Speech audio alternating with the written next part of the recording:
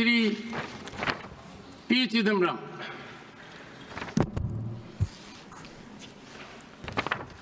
Mr. Chairman, I thank the Honorable Finance Minister for presenting the budget for 2025-26. There ought to be a philosophy behind the budget,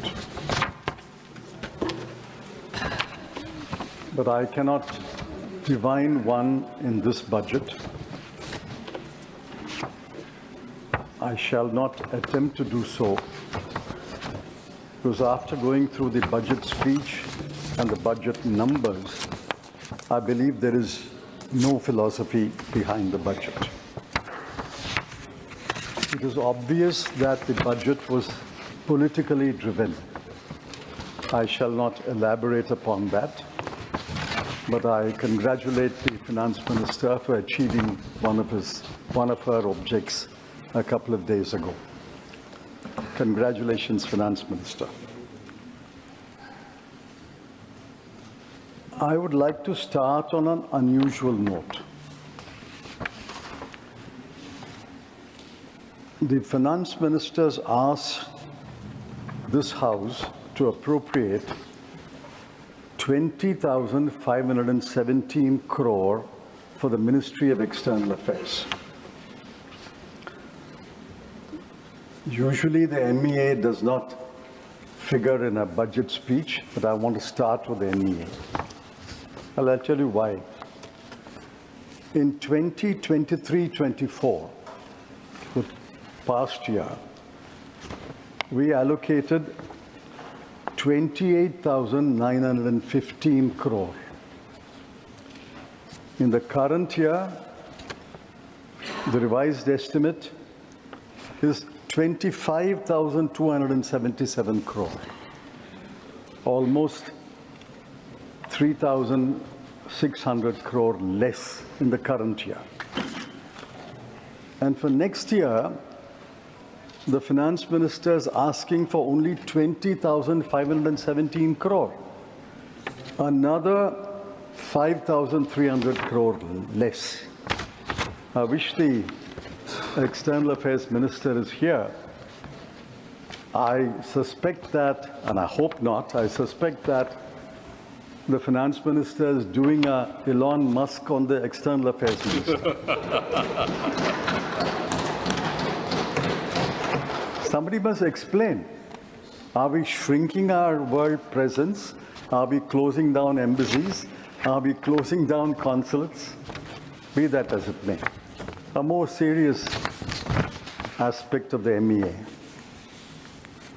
MEA stumbled badly in the last week, and I say that with responsibility.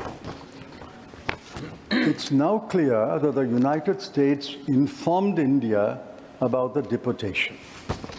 They gave a list of deportees. India verified the list and confirmed that 104 or so names are Indian citizens. So this was not a surprise to us. It was a surprise to the rest of the people. The deportation was known to the MEA. The External Affairs Minister met Secretary of State Rubio a few days before the deportation, and that was all published in the newspapers. I asked the government, did the External Affairs Minister raise the matter with Mr. Rubio? Did he know about the SOP? He told this House the SOP has been in place for many years, since 2012. If he knew about the SOP, did he protest the SOP to the Secretary of State of United States? Did he know about the SOP requires them to handcuff, tie the legs with ropes and mask? If he knew about it, did he protest to Mr. Rubio? If he did not protest, why did he not protest? And the most important question, Did the External Affairs Minister, Are you yielding? Are you yielding? I'm not yielding, I'm only stating on basis of what he said. He can reply later. Did the External Affairs Minister, He can reply later. sir, did the External Affairs Minister offer to Mr. Rubio, we will send an aircraft to bring our Indian citizens back? Yes. Another serious matter, another list of 483 Indians who have been identified as illegal immigrants. I don't know when the deportation will take place. I ask a specific question. Will the government send an Indian aircraft to bring back the Indian illegal immigrants?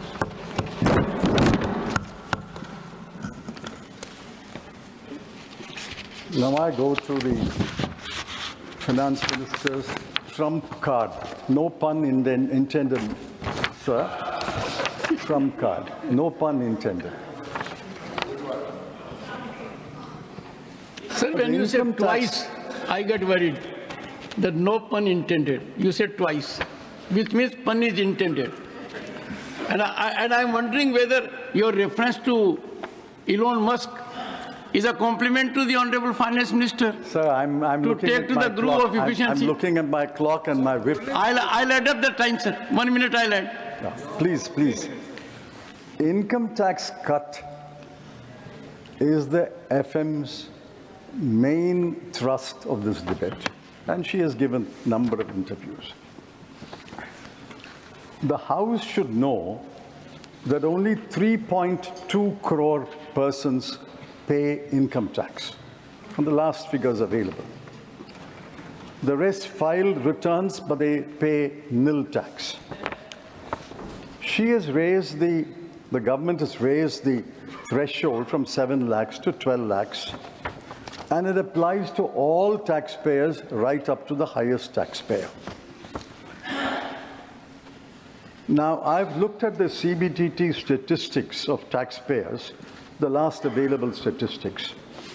My rough calculation is about 80 to 85 lakh taxpayers will go out of the tax net from next year, and 2.5 crore will benefit. But the 2.5 crore includes not only the middle class, which the Finance Minister passionately championed, it includes 2,27,315 persons who returned a total income of more than 1 crore. It includes 262 persons who returned a total income of more than 100 crore. And it includes 23 persons who returned a total income of more than 500 crore. So this is not benefiting the middle class alone, which I welcome, but it's benefiting the very rich and the richest in the world. Yes. Finance ministers also claimed that she had foregone 1 lakh crore rupees. Yet she has claimed that the net tax revenues to the center will grow by 11.1% in 25-26. In 24-25 also it grew by 11%. So it's about the same number. After foregoing 1 lakh crore,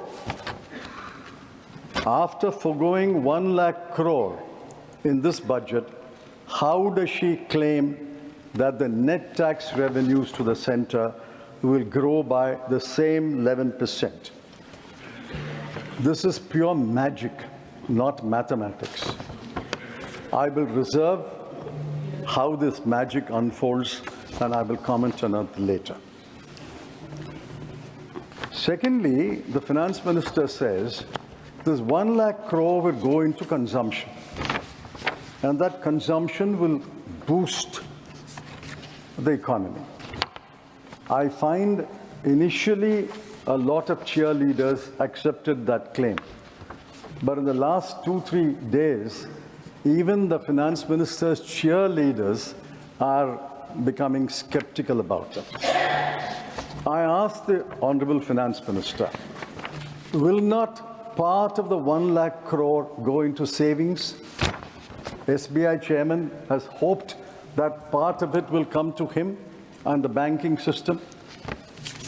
Will not part of the 1 lakh crore go into repaying old household debts? Will not part of the 1 lakh crore go into travel abroad? Will it not go for educating children abroad? And will it not go into consuming imported goods? If you deduct all this, how does the Honorable Finance Minister claim that the entire 1 lakh crore will go into consuming domestic goods and services? It's only consumption of domestic goods and services will boost the GDP rate. And besides, what is 1 lakh crore when compared to the size of the GDP? The size of the GDP this year is 324 lakh crore. 1 lakh crore of 324 lakh crore is 0.3. Are you seriously saying, and are you asking this House to believe that 0.3% will boost the economy? My humble advice to the Finance Minister is, don't rely on only one engine of growth, consumption. Look at other engines of growth like exports, capital investment. Those other engines must be revved up. You can't rely upon one engine of growth. Most of this consumption will not go into consuming domestic goods and services. Now contrast what she has forgotten. She remembered the middle class, but I congratulate her for that. But what about the section of the people whom she has forgotten? Look at the plight of Indian households. I'm taking purely from government numbers. Between 2012 and 2024, in the 12-year period, food inflation was 6.18%. Education inflation was 11%. Healthcare inflation was 14%. These have crippled Indian households. Household savings have fallen from 25.2% to 18.4%. And household consumption saving in September survey in 2023 shows, and mark these numbers, average monthly per capita expenditure of a rural family is only 4,226. And in urban areas, it is 6,996. Now we must examine these numbers more closely. This is the average for the whole India, 4,662 and 6,996, average for the whole India. But the bottom 50% will be even less. And bottom 50% of the 50% will be even less. Now, what has this budget done for the average Indian household in the bottom 50% and the bottom 25%? Nothing. What relief has the Honorable Finance Minister given them? She could have done one of several things. I'm not saying she should have done all the 4 things that I'm mentioning. She could have done one of several things.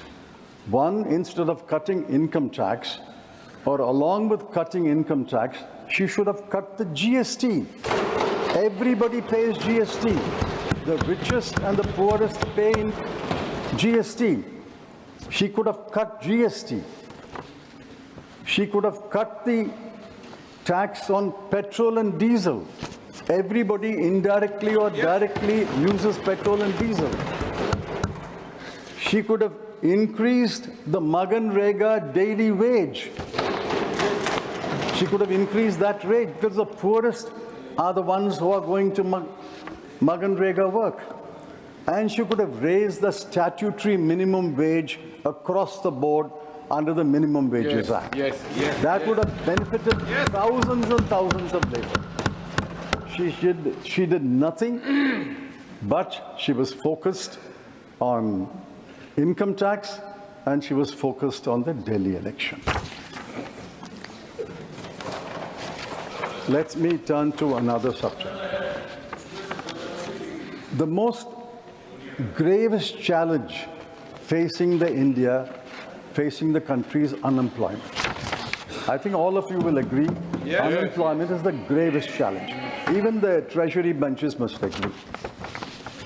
Now, the periodic labor force survey, popularly known as PLFS, concluded that unemployment rate is 3.2%.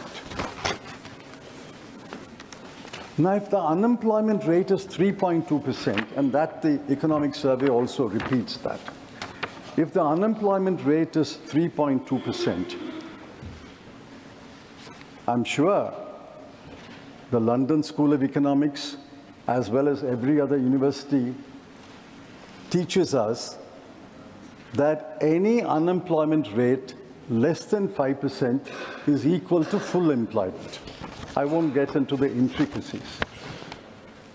If unemployment rate has fallen to 3.2%, why should we worry? We should all be happy because it's full employment according to economic theory. The same PLF says youth unemployment is 10.2%. The same PLFS says graduates unemployment is 13%. If youth unemployment is 10.2 and graduates unemployment is 13, how does it conclude that the total unemployment rate in India is only 3.2? For every job, for 100 jobs, there are 1 million applicants. For 1,000 jobs, there are several million applicants. The economic survey, sir, I quote, we need to create 78.5 lakh non-farm jobs every year until 2030. I asked the Honorable Finance Minister, what is her plan? What is the way forward to create 78 lakh non-farm jobs between now and 2030? They will be in government until 2029. So the bulk of the period is their government. They should tell us clearly a path to create 78 lakh jobs every year until the end of the government. Sir, the next I come to the famous PLI.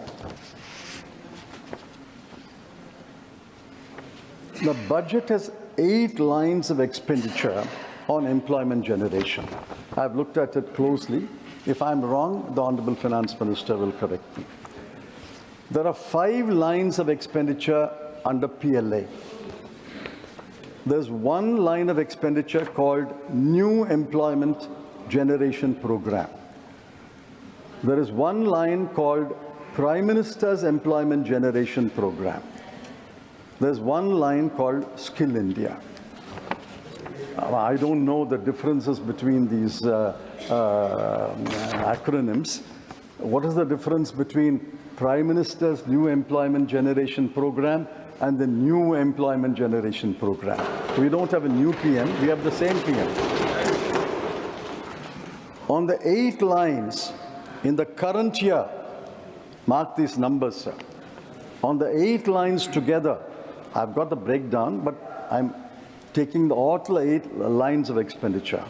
In the current year, the budget allocation when she presented the budget last year was 28,318 crore. This is the gravest challenge. You allocated 28,318 crore. But what will you spend? By March 31, you will spend only 20,035 crore.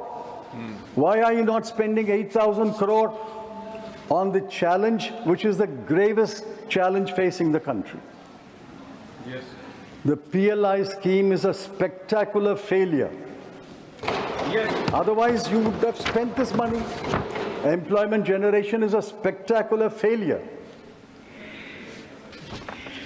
Now I look at another aspect. The wages of salaried male worker as well as female worker, but I'm giving the numbers of the male worker.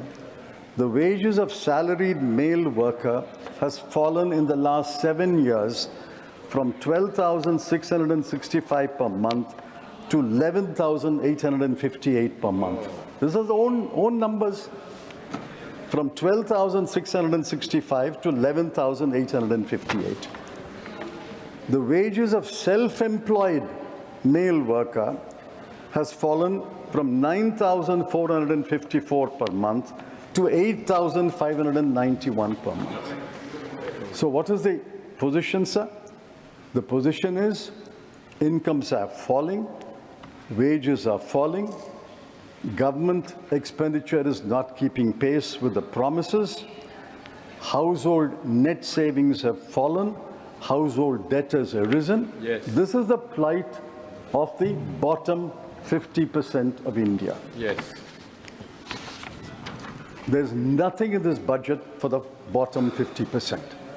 I think we cannot divide this house into one half speaking for the top 50% and one half speaking for the bottom 50%. I'm quite happy to speak for the bottom 50%, but I want the treasury benches also to impress upon their ministers to speak for the bottom 50% of India. Yes, yes, Man Ki Baat. Sir, let's take Make in India. They made such a hullabaloo about Make in India, Made in India. What was Make in India became Made in India. In global manufacturing trade, India's share is 2.8%. China's is 28.8%. So we are not a big player in manufacturing goods trade. The share of India's manufacturing in the GDP has fallen under this government. Yes. And I give the numbers from the economic survey. 2014, it was 15.07%. 2019, it has fallen to 13.46%. And 2023, it is 12.93%. These are the numbers of the World Bank. Economic survey has proportions in the GVA, but that has also fallen from 17% to 14%. So manufacturing as a proportion of GDP has not increased under this government. So manufacturing is a spectacular failure.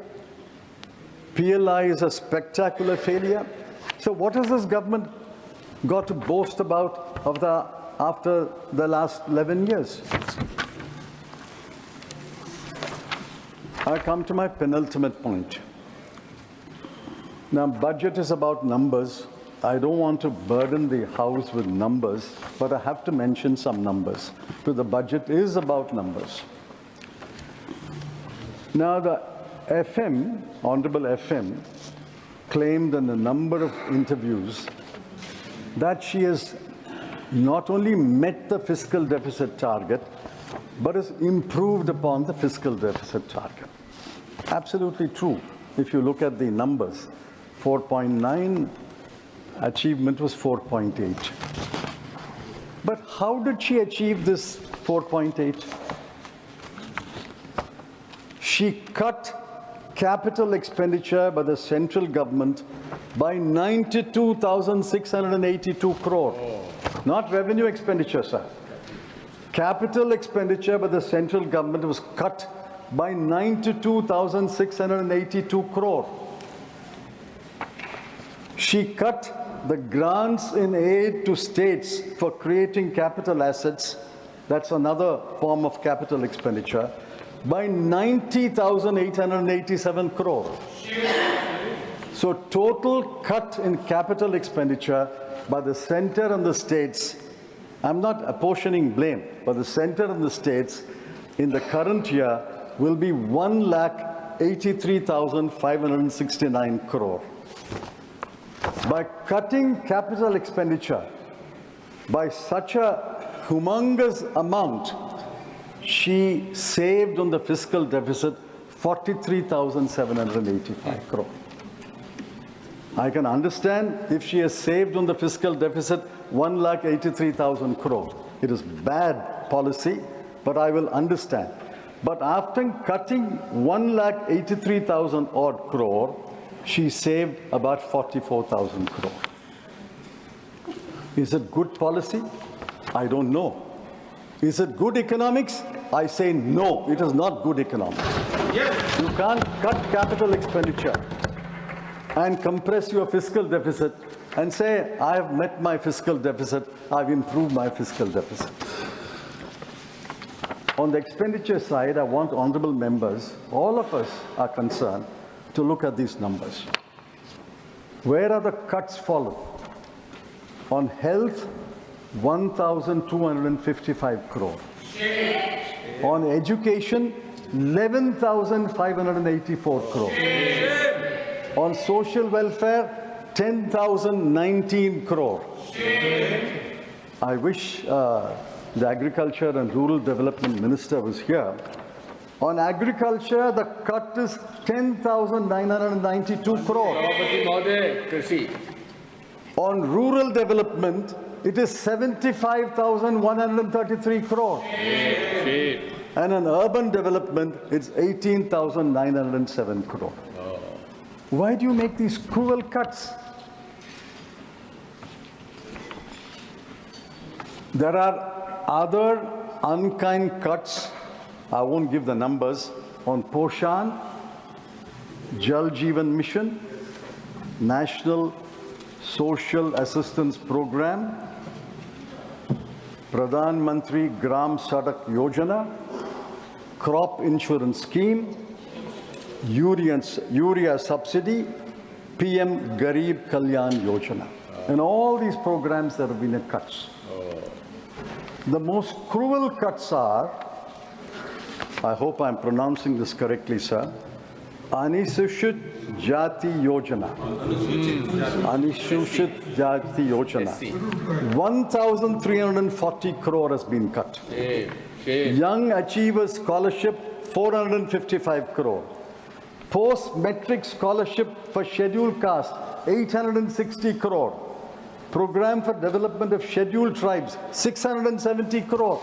You cut money for Scheduled Caste, Scheduled Tribe, and Anusuchit Jati. And you say, I have reached my fiscal deficit, I've improved my fiscal deficit. Look at the grand announcements in this budget. One grand announcement was Urban Challenge Fund, para 58 of the budget speech. I was impressed. Urban Challenge Fund, 1 lakh crore was announced. What is the allocation? 10,000 crore. Jal Jeevan Mission, para 55 of the budget speech.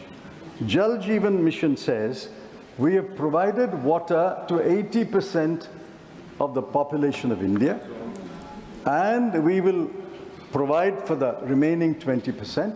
We are therefore extending the scheme. The budget estimate for the current year was 70,163 crore. Actual expenditure is 22,614 crore. I mean, this is pure magic, sir. You don't spend 1/4 or 1/3 of your money, and you claim that everybody has been provided water. Now I come to my last point. Sir, you will give me 1 more minute. I would, sir, I would. I'd undertake it. Yeah. Now, what did the CEA say? The Chief Economic Advisor is an reasonably autonomous office. I'm glad the Honorable Finance Minister has given him the freedom to speak his mind and to be frank and forthright. I congratulate the Honorable Finance Minister in the end for that also. What did he say? Get out of the way. Yes. It's all we are saying, get out of the way. In a different context. Deregulate. Deregulation drives growth. Work towards giving to people back their agency and enhancing the economic freedoms of individuals and organizations. What is the response of the Honorable Finance Minister? To get out of the way and to deregulate, her response is to announce in the budget speech 7 new schemes, 8 new missions, and 4 new funds. Now, where will the money come from these schemes and missions and funds? I don't know, because there's no allocation. Sir, in conclusion, I want to say this. Half a minute. Governance is in the present. There is a government, but I'm sorry to say there is little governance. There is no philosophy, therefore no policies. In 1991, we faced a graver situation. There was a man entered this parliament, entered the North Bloc. Yes. He had an economic philosophy. Yes. He followed it with policies that required wisdom and farsightedness. Dr. Manmohan Singh had them. And I'm urging the Honorable Finance Minister to recapture the wisdom and the farsightedness of Dr. Manmohan Singh. One last question. This is through the Finance Minister to the government. Why have you not conferred a Bharat Ratna on Dr. Manmohan Singh? Yes.